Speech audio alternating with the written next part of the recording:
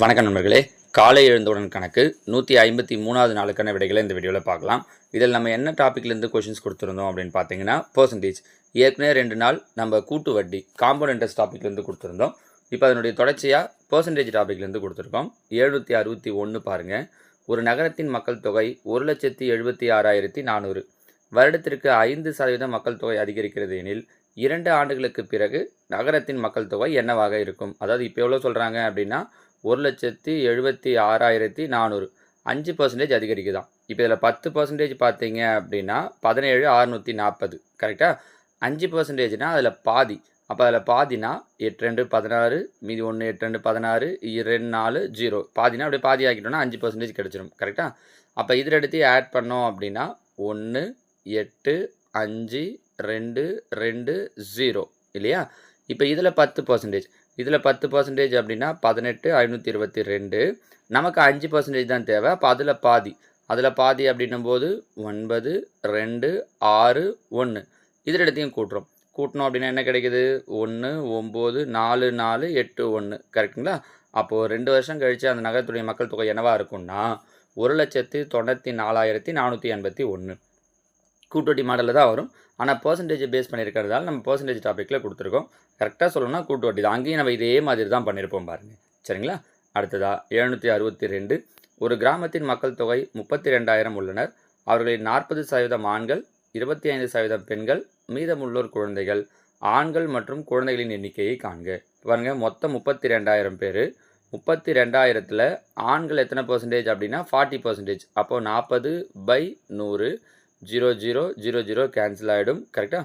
மீதி இருக்கிறத பெருக்கணும் அப்படின்னா 4 2 8 3 12 2 0 இருக்கிறதால 2 0. அப்போ ஆண்கள் எவ்வளோ பேர் இருக்காங்கன்னா 12,800. அப்படியே ஆப்ஷனில் பார்த்தீங்கன்னா இங்கே மட்டும்தான் 12,800 இருக்குது. அப்போ மற்ற எதுவுமே ஆன்சர் கிடையாது. இதுதான் சூஸ் பண்ணிடலாம். சப்போஸ் குழந்தைகளும் கரெக்டாக வேணும்னா 40% ஆண்கள், 25% பெண்கள். 40 25 65 100ல் 65 போயிடுச்சு அப்படின்னா மீதி 35. அப்போ 32,000ல் 35% எவ்வளோன்னு கண்டுபிடிச்சா போதும், அந்த ஆன்சர் வந்துடும் நமக்கு. ஆனால் கொஷின்லன்னு போடும்போது அந்த இப்போ இந்த கொஷினுக்குன்னு பார்க்குறப்ப அந்த பிரச்சனையே கிடையாது. 40% கண்டுபிடிச்சோடனே ஆன்சர் வந்துடுச்சு. இன்னொன்று கண்டிப்பாக இங்கே இருக்கிறதா ஆன்சராக இருக்கும். நம்ம புரியுதுங்களாமா? வேறு எங்கேயாவது 2 ஆப்ஷன் இருந்தது, இதே 18,800 இன்னொரு இடத்துல இருந்துச்சுன்னா அப்போ நம்ம மறுபடியும் கண்டிப்பாக என்ன பண்ணியாகணும்? குழந்தைகளை கண்டுபிடிச்சாகணும். இங்கே நமக்கு அந்த அவசியமே இல்லை பாருங்கள். சரிங்களா. 763. ஒரு எண்ணின் 75% உடன் 75ஐ கூட்டும் பொழுது அதே எண் கிடைக்கிறது எனில் அந்த எண்ணை காண்க. இதை மெத்தடாகவும் நான் சொல்கிறேன், ஆப்ஷன் வந்து எப்படி பண்ணுறதுன்னு சொல்கிறேன் பாருங்களேன். 50 அவங்க கேட்குறது இதோட 75%. இதோட 75% எதனா வந்துட்டு போகுது. கண்டிப்பாக இதோட கம்மியாக தான் வரப்போகுது. 20 30 35 37.5 ஏதோ வரப்போகுது. ஆனால் அது கூட 75 கூட்டினா அதே எண் கிடைக்கணுமா. இப்போ ஒரு பேச்சுக்கு 10ன்னு வருதுன்னு வச்சுக்கோங்க. 10 கூட 75 கூட்டினாலே என்ன ஆகிடும்? 85ன்னு ஆகிடும். 50 வர்றதுக்கு வாய்ப்பே கிடையாது. அதே ஐடியா தான் பாருங்கள், இங்கே 60 வர்றதுக்கு வாய்ப்பே கிடையாது. சரியா. ஸோ மீதி இருக்கிற 2த்தில் தான் ஏதோ ஒன்றா இருக்கணும். இப்போ பாருங்கள், 300ஓட 75%. 300ல் 50%னா 200, 25%னா 100 கரெக்டாக. பாதி அதில் பாதி. அப்போ 75% அப்படின்னா என்ன கிடைக்குது? 300. சாரி 300. 300ல் 50%. 300ல் 50%னா அதில் பாதி கரெக்டாக 150. 150ல் பாதின்றது 25%. அப்போ 75. 50%னா 150, 25%னா 75. ரெண்டுத்தையும் கூட்டினோன்னா 225. அப்போ இதுதான் 75%. இது கூட 75 கூட்டுறேன். 225 கூட 75 கூட்டினேன் அப்படின்னா என்ன கிடைக்குது? 300. பாருங்கள், 75 கூட்டினா அதே எண் கிடைக்கிறது. அப்போ அதே நம்பர் 300 கிடைக்குதா? So answer 300. சில கொஷின்லாம் அந்த பர்சன்டேஜ் வச்சு வரும்போது அதே கொஷின்ஸ் தான் கேட்பாங்க. உங்களுக்கு கொஷினை பார்த்த உடனே ஆன்சர் சொல்ல முடியும். இந்த கேள்வியெல்லாம் டிஎன்பிஎஸ்சியில் நிறைய முறை கேட்டிருக்காங்க. நம்ம புரியுதுங்களா?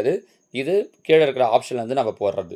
மெத்தடாக போடணும் அப்படின்னா எப்படி சார் போடுறது அப்படின்னா, இப்போ ஒரு நம்பர் என்னன்னு தெரியாது, எக்ஸு, அதோட 75%. அப்போ இன்ட்டு 75/100.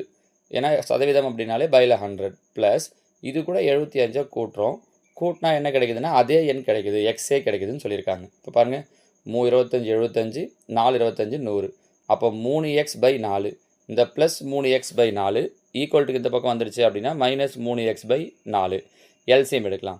ஒவ்வொரு நாள் 4 4x மைனஸ் 3x. 4xல் 3x போயிடுச்சுன்னா 1x/4. பக்கத்தில் இருக்கிற 4 ஈக்குவல்ட்டுக்கு இந்த பக்கம் பெருக்கல்ல கொண்டு வரேன். 75 பெருக்கல் 4 75 4ஐயும் பெருக்கணும் அப்படின்னா 300 முடிஞ்சிச்சு பாருங்கள். சரிங்களா? மெத்தடாக போகிறதுனால இது ஒரு ஐடியா, இல்லை மெத்தட் இல்லாமல் ஆப்ஷன் வந்து போடணுன்னாலும் நம்ம முன்னாடி சொன்ன ஐடியா. சரிங்களாம்மா?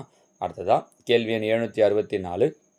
2010 ஒரு நகரத்தின் மக்கள் தொகை 1,50,000. அடுத்த ஆண்டில் அது 10% அதிகரிக்குமானால் பெருகுமானால் 2011 மக்கள் தொகையை காண்க. 10%. ஏற்கனவே சொல்லியிருக்கோம் 10%னா ஒரு 0 விட்டுடலாம். அப்போ மீதி என்ன கிடைக்கும்? 1 5 3 0, அதாவது 15,000. இது ரெண்டுத்தையும் கூட்டுறோன்னா 1,65,000 தான் 2011 மக்கள் தொகையாக இருக்கும். So answer option C. சரிங்களா? அடுத்ததாக கேள்வி எண் 765. ஒரு எண்ணை 12% கூட்டும் பொழுது 224 கிடைத்தால் அந்த எண்ணை காண்க. ஒரு எண்ணோட 12% கூட்டணுமா? இதோட ஆப்ஷன் வந்து பண்ணோன்னா இப்போ பாருங்கள், கீழே நமக்கு இருக்கிறதுலே ஒரு சிம்பிளான ஆப்ஷன்னு பார்த்தோன்னா 200. 200ல் 12%, 100ல் 12%னா 12, 200ல் 12%னா 24. அப்போ 24 கூட்டணுன்னா என்ன கிடைக்குது? 224. அவங்க அதை தான் சொல்லியிருக்காங்களான்னு பாருங்கள். சரியா? ஏன் சார் மீதி ஆப்ஷன்லாம் எடுக்கல அப்படின்னா, 248 100% 248னா இன்னும் 12% அதிகமாச்சுன்னா இதை விட அதிகமாக தான் வரும். 236 அப்படின்னா அதை விட அதிகமாக தான் வரும். அப்போ இது ரெண்டுத்தில் தான் ஏதோ ஒரு ஆன்சராக இருக்கணும். இதில் கொஞ்சம் ஈஸியாக இருக்கிறதுன்னு பார்த்தா 200 எடுத்து போட்டு பார்த்தோன்னா ஆன்சர் கரெக்டாக வருது பாருங்கள். சரிங்களா? இது ஆப்ஷன் வந்து சூஸ் பண்ணுறது. ஒருவேளை இதையும் மெத்தடாக போகணுன்னு ஆசைப்பட்டீங்கன்னா 12% கூட்டுறோம். சாதாரணமாக ஒரு நம்பர்னால் 100%, 12% கூட்டுறோன்னா 112%. 112% அப்படிங்கிறது 224னா 100%ங்கிறது எவ்வளோன்னு கேட்குறாங்க. அப்போ பாருங்கள், இந்த பெருக்கில் இருக்கிற 112 இங்கே போயிடும். வகுத்தல் இன்ட்டு நமக்கு என்ன தேவையோ அது 100. ஒரு 112, இது 2 112, 224. 2ஐயும் 100ஐயும் பெருக்கணுன்னா 200. So answer option D 200. அப்புறம் இதுங்களாம்மா. ஸோ இதுதான் நேற்றுக்கு நம்ம கேட்டிருந்த 5 கேள்விகளுக்கான விடைகள். அடுத்ததாக பாருங்கள், காலை எழுந்தவுடன் கணக்கு 154வது நாளுக்கான வினாக்கள். இதுவும் நம்ம எந்த டாப்பிக்லேருந்து தான் கொடுத்துருக்கோம் அப்படின்னா பர்சன்டேஜிலிருந்து. 766வது கேள்வி பாருங்கள். 21 என்ற எண்ணின் மதிப்பானது கண்டுபிடிக்க வேண்டிய எண்ணின் 65% மதிப்பை 5ல் 4 பங்கின் அந்த எண்ணின் மதிப்பை கழித்து வரும் மதிப்பிற்கு சமம் எனில் அந்த எண்ணை கண்டுபிடி. சரிங்களா? கொஸ்டினை கொஞ்சம் புரிஞ்சுக்கிறதுக்கே டைம் எடுக்கும். நான் புரிஞ்சுக்கிட்டா ஈஸியாக போட்டுடலாம். சரியா? 767. ஒயின் x% இசட்டுக்கு சமம் எனில் எக்ஸ் என்பது இசட்டில் எத்தனை சதவீதம்? 768. 480 பேருக்கு நடத்தப்பட்ட தேர்வில் பெண்களில் 85%, ஆண்களில் 75% தேர்ச்சி பெற்றனர். இருபாலரும் சேர்ந்து 75% தேர்ச்சி பெற்ற நிலையில் தேர்வு எழுதிய மொத்த ஆண்களின் எண்ணிக்கை எவ்வளவு? பர்சன்டேஜ் டாப்பிக்லேயே கொஞ்சம் கிரிட்டிக்கலாக இருக்கிற மாதிரியான கொஷின்ஸ் தான் எடுத்து கேட்டிருக்கேனே. ஏன் அப்படின்னா சமீபத்தில் நடந்த தேர்வுகள் எல்லாமே பார்த்தீங்கன்னா கொஷின்ஸ் எல்லாமே யோசிக்கிறது மாதிரி தான் இருக்குது மேத்ஸில். சரிங்களா? அதனால் நீங்கள் ரொம்ப அட்வான்ஸான சம்ஸ் எல்லாம் பார்த்தா தான் எக்ஸாமில் அவங்க கேட்குற கேள்விக்கெல்லாம் ஆன்சர் பண்ண முடியும். 769.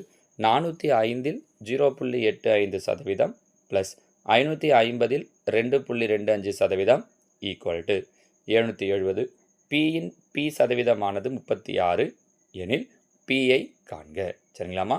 இந்த 5 கேள்விகளுக்கும் உங்களோட விடைகள் என்னன்றதை கீழே கமெண்டில் சொல்லுங்கள். நாளைக்கு நான் உங்களுக்கு இதுக்கான ஆன்சர்ஸை சொல்கிறேன். தேங்க்யூ.